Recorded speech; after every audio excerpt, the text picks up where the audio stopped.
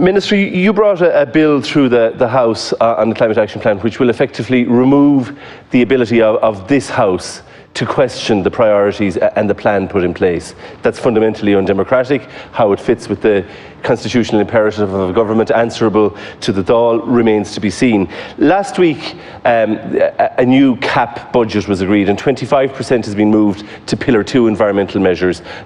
Like me, I think you will think that that's positive.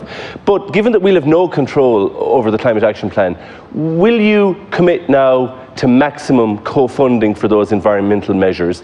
And in particular, will you give a commitment that farmers who are already engaged in sustainable farming will not have to reduce their herd numbers by the same percentage as less sustainable practices, so that there isn't going to be an across-the-board cut?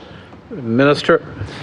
I was glad that there was agreement on the revised CAP, Common Agricultural Policy Arrangements.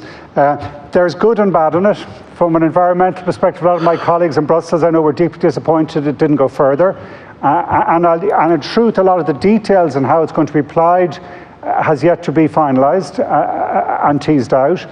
It does have to fit in, CAP, along with all our policy measures, within our common agriculture, within our climate action plan, the legislation you referred to, which will be brought back to this House on an ongoing basis. We will be consulting in each sectoral area to get the views, to get the opinions, to get the Oireachtas support for what is being done. It has to be done in a way that increases in agriculture, increases incomes and brings new young farmers into farming and forestry and restoring wetlands and managing our wildlife, and also reduce emissions. And I believe that can be done.